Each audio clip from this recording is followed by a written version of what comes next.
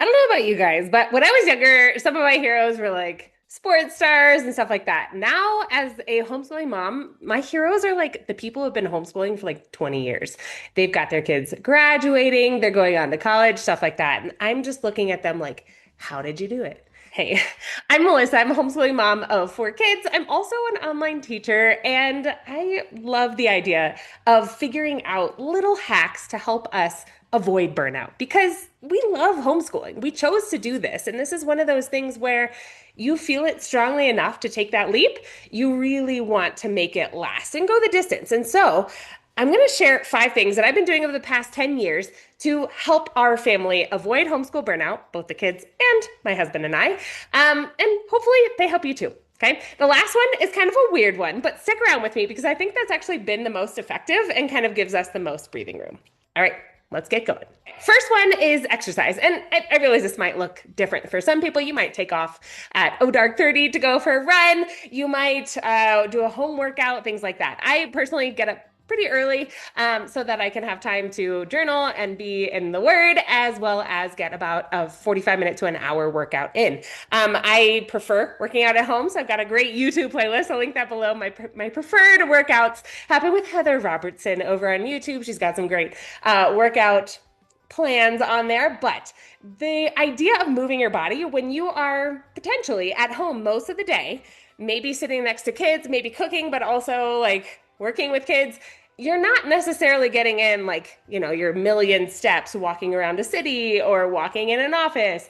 This is the type of thing that we need to seek out. And obviously, we know that like drinking water and moving our bodies is good for the long run. So, you want to be around to homeschool your kids for 20 years? Let's do our best to kind of take care of these bodies, take care of these vessels that we've got, and display that for our kids as well. The idea of community is next. There are 2 ways to make this happen. Okay. I know some of you have already kind of shut down because you're like, ugh, there's nobody in my area who homeschools.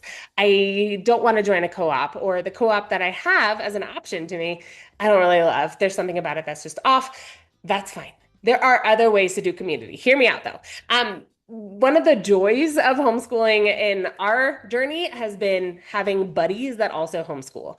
There are a few other families that we know of, and then a really large community that, we don't know everybody in there, but they are doing faith-filled homeschooling, secular homeschooling, homeschooling one kid, homeschooling like 8 kids, homeschooling in the jungle, homeschooling on a farm, homeschooling in the city. So it is such a cool network. When you are able to put that network together, it is really cool. And there are lots of online communities where you can find people who are doing this.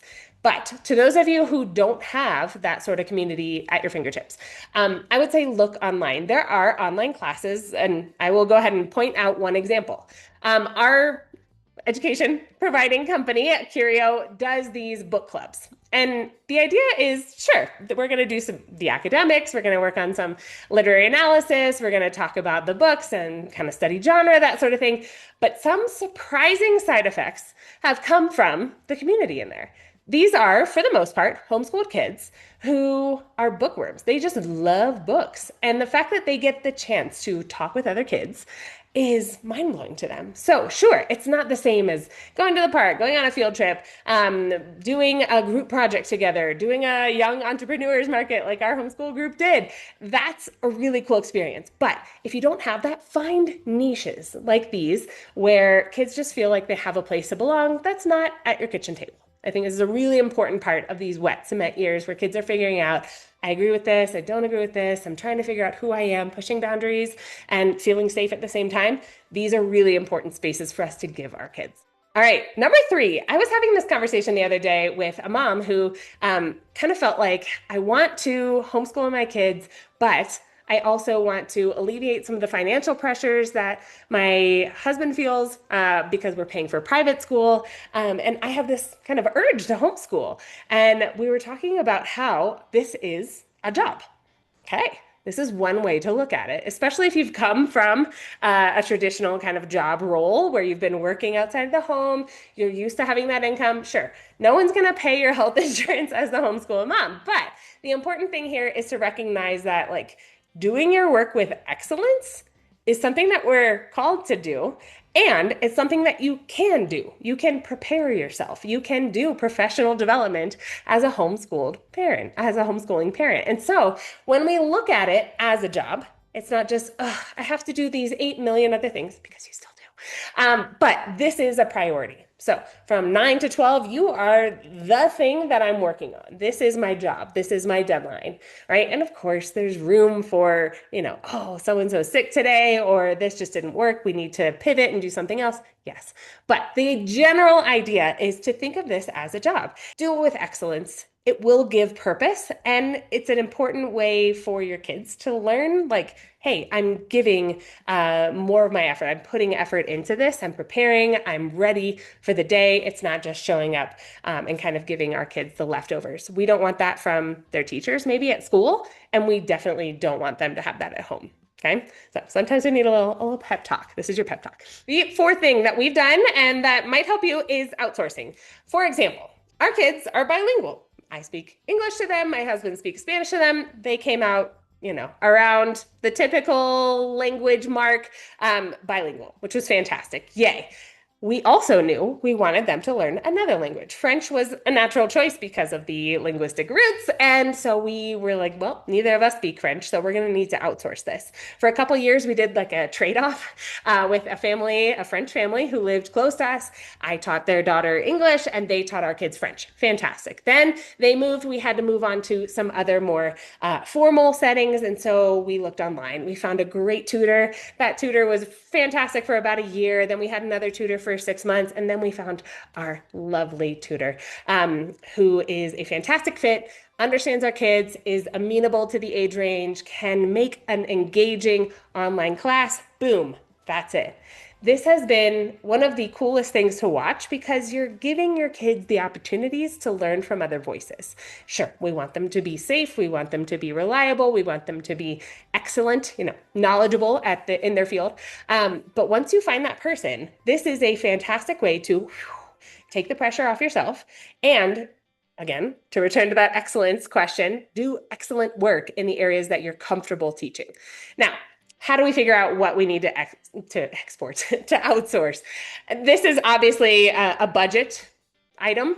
And so you need to look at, do you have ESA funds maybe in your state that you're able to use on classes, maybe on OutSchool or Curio or some other online provider? That's an option. Maybe this is something that you used to spend on a certain activity or a certain curriculum that now you can kind of divert those funds to classes. Obviously, group classes are going to be more affordable than one-to-one classes, but if you can find a co-op or a group in your community where these lower cost classes are available, nice. Again, to discern which classes to outsource, that's going to be completely up to you. But I think a good filter is thinking about, do I have the knowledge? I don't speak French fluently, so I cannot do that. But if I don't have the knowledge, I can't teach it. So I need to outsource it. Maybe it's a lack of time. Maybe I also have a job, right? And I am unable to teach social studies, or I'm unable to teach science the way I want to. And so that's a good thing to outsource. Or the lack of will. I remember language arts student that I had, this mom came to me and said, I'm pretty good at this stuff. Like I can teach this, but we end up fighting at the end of each lesson. And it is just not good for our family environment. You teach them. And that was a fantastic decision, right? We're looking for peace in our homes and not conflict. And so if it's conflict, if it's just, it's just hard or something's just off about how it's going in your family, figure out a way to outsource that. Drum roll, please. Our last one is probably the biggest game changer. And I think it has to do with a lot of like the constraints, the pressures that come with being a parent and also being a kid in this day and age, which is just the amount of stuff coming into our schedules. Okay. So what I've thought is one of the better things that we've done in the past 10 years is Fun Friday. We do school Monday to Thursday. Okay. Now, we don't have any state regulations on how many days that we need to homeschool. You need to check with your state. I would always refer you. I'll leave the link below to HSLDA. They have a fantastic map. You can just click on your state and find your homeschool regulations and requirements there.